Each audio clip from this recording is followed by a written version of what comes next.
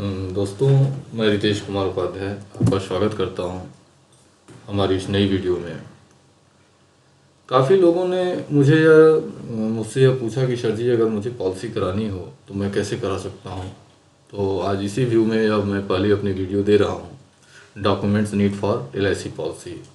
यानी अगर हमको LIC की पॉलिसी अगर लेनी है तो कौन कौन से डॉक्यूमेंट्स हमें देने होंगे, इस विषय में इस वीडियो में मैं जानकारी दे रहा हूँ। तो अगर आपको करानी है, और पॉलिसी कराने के लिए जो सबसे पहला जो डॉक्यूमेंट्स होता है वो होता है एज प्रूफ का।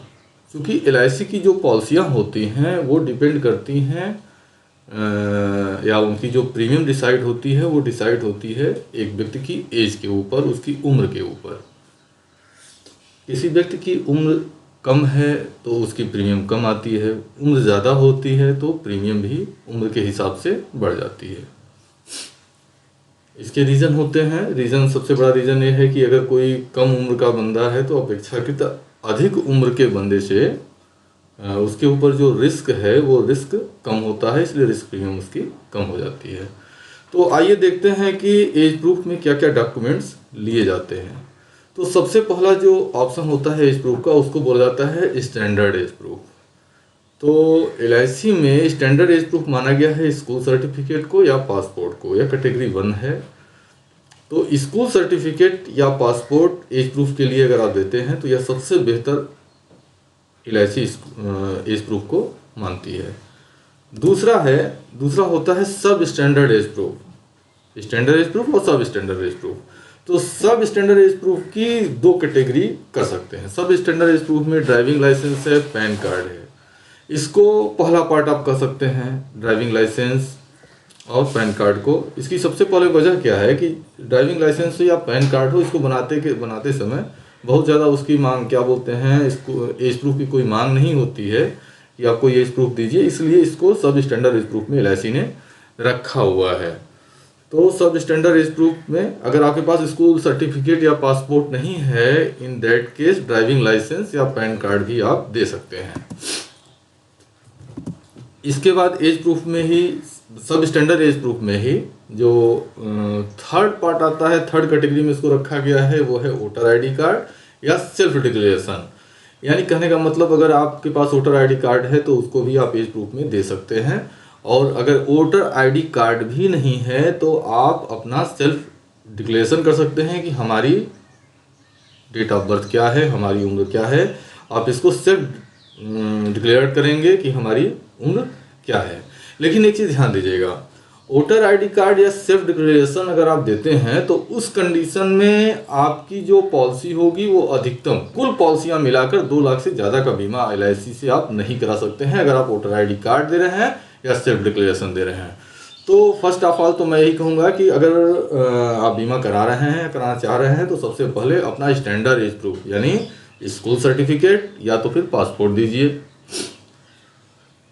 यदि स्कूल सर्टिफिकेट और पासपोर्ट अवेलेबल नहीं है, उस कंडीशन में आप लाइसेंस दे सकते हैं, ड्राइविंग लाइसेंस दे सकते हैं।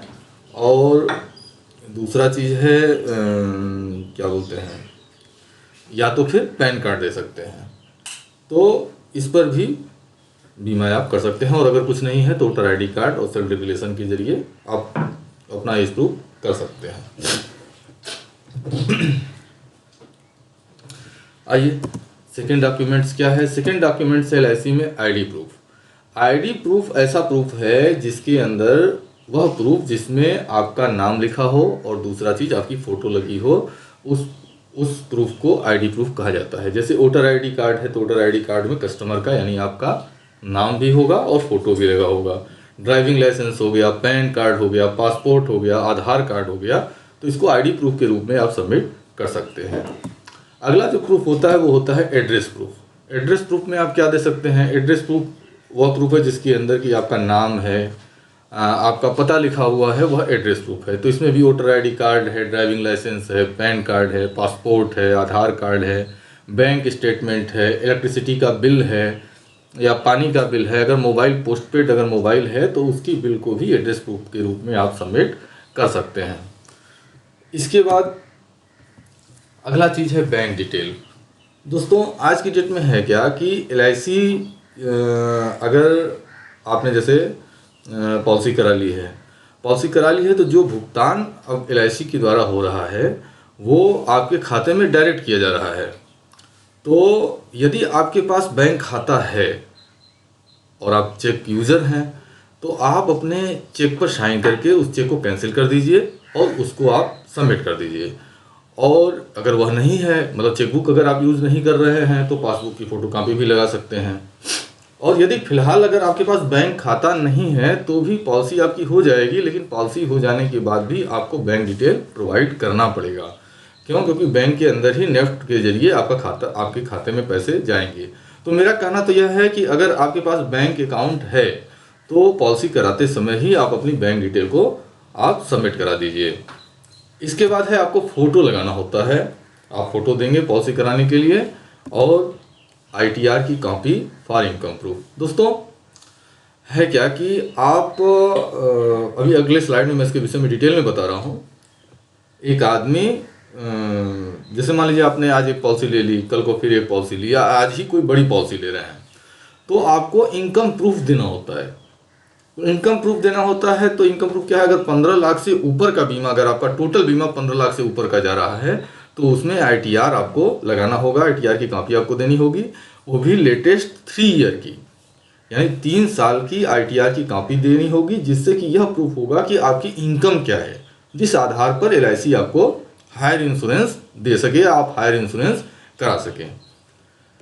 काफ़ी लोग मुझे कॉल किए मेरे प्रेजेंटेशन को देने के बाद, और उसके बाद उन्होंने कहा कि सर जी हमने एक पॉलिसी ले रखी है। कुछ लोगों का कहना था पॉलिसी लिए हुए हैं या हम पॉलिसी लेना चाह रहे हैं, तो एक बात बताइए क्या हम और पॉलिसी ले सकते हैं? तो चलिए हम कई लोगों की समस्याओं का हल इसी जगह कर देते हैं। एक आदमी अधिकतम कितना बीमा ले सकता है? तो LIC ने इसको कुछ कैटेगराइज किया हुआ है। अब वो कैटेगरी क्या है इसके विषय में डिस्कशन कर लेते हैं। देखिए, यदि 18 से लेकर 30 साल तक का कोई व्यक्ति है तो वो जो सालाना कमाता है उसका 30 गुना मैक्सिमम वो बीमा कर सकता है। जैसे मान लीजिए कोई कमाई कर रहा है, मान लीजिए 10 लाख रुपए वो साल का कमाता है, तो 10 लाख का 30 गुना वह बीमा मैक्सिमम करा सकेगा। इसके बाद अगर किसी की एज 31 से लेकर 40 के बीच में है तो वो जो सालाना कमा रहा है उसका 17 गुना वो अधिकतम बीमा करा सकता है। चाहे वो एक बीमा में कराए या पार्ट वाइज करके 2-4 बीमों में वो ले ले या 5 बीमों में वो ले ले। इसके बाद अगर 41 साल से 50 साल की एज है तो ऐसे व्यक्ति का जो सालाना इनकम है उसका अधिकतम 12 गुना तक वो बीमा ले सकता है। और 55 से अगर ऊपर एज है तो उस कंडीशन में सालाना इनकम का अधिकतम 10 गुना तक बीमा आप करा सकते हैं। लेकिन इसके लिए है क्या कि जब बीमा आप करा रहे हैं, अभी देखिए पिछले स्लाइड में मैंने बताया हुआ है कि 15 लाख से जैसे ही आप ऊपर का बीमा कराएंगे तो आपको लेटेस्ट 3 ईयर का ITR सबमिट करना पड़ेगा, आपको इनकम प्रूफ देना होगा। ऐसा नहीं कि आप कह देंगे कि हम जो है साल का सर 10 लाख रुपए कमाते हैं तो हमको जो है 30 गुना बीमा करती है, तो LIC 30 गुना बीमा कर लेती है, मैक्सिमम 30 गुना बीमा होता है, तो आप मुझको जो है 1 करोड़ का बीमा दे दीजिए। ऐसे बीमा नहीं होगा, आपको प्रूफ देना होगा। और वो प्रूफ कैसे होगा? वो प्रूफ होगा आपके ITR के जरिए। 3 साल का ITR, जो लेटेस्ट 3 ईयर का ITR होगा, वो जो सबमिट करेंगे तब LIC उसके ऊपर आगे काम करेगी। इसके साथ ही जब हायर बीमा होता है तो उसमें जो है LIC कुछ मेडिकल रिक्वायरमेंट मांग सकती है।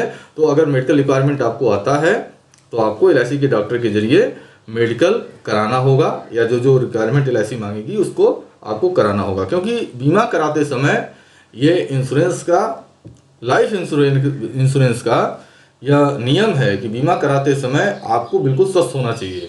और हायर बीमा जब होता है तो उस कंडीशन में LIC टोटल जो भी मेडिकल की संबंधित जांच है या और भी जो चीज़ें हैं उसको LIC करा लेती है, और उसके बाद ही आपका बीमा पास होता है।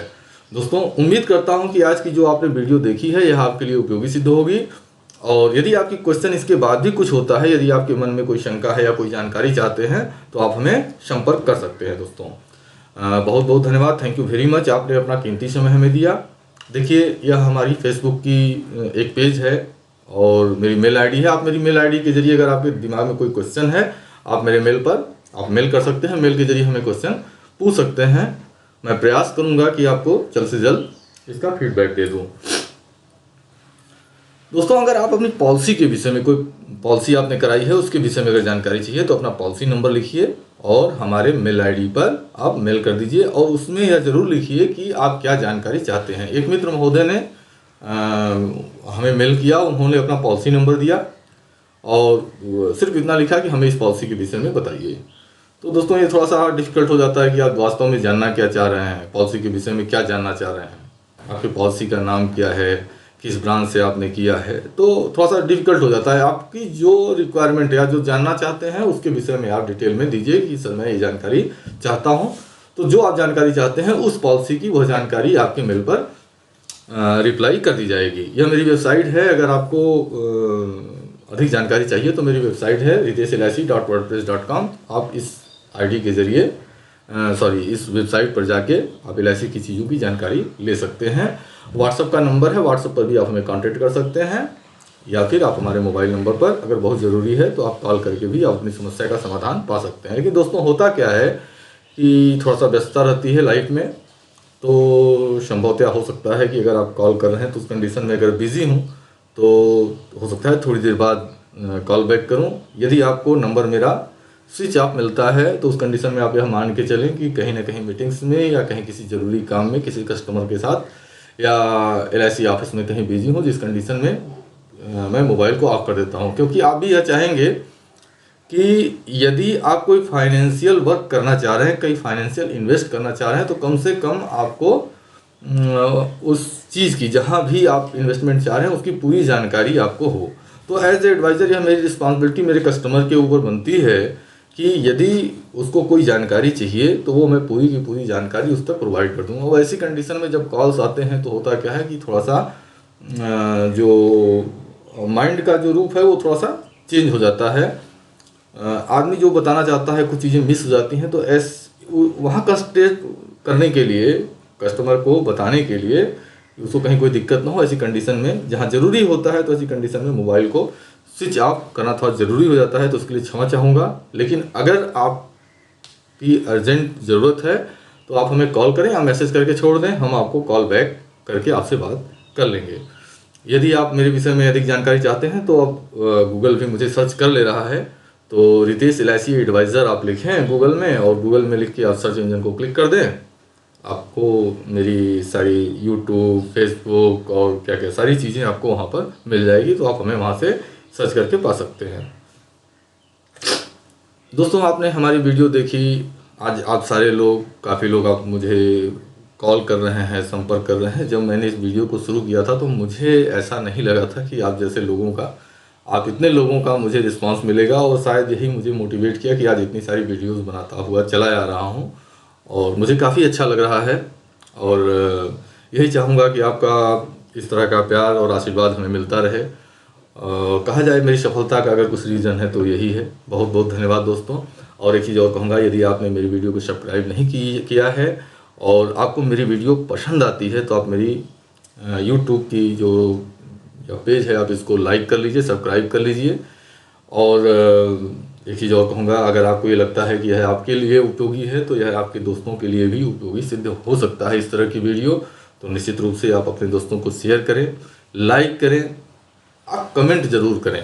आपको वीडियो कैसी लगती है, अच्छी लगती है, बुरी लगती है, आप क्या चाहते हैं, कमेंट में आप इसका फीडबैक ज़रूर दें हमें।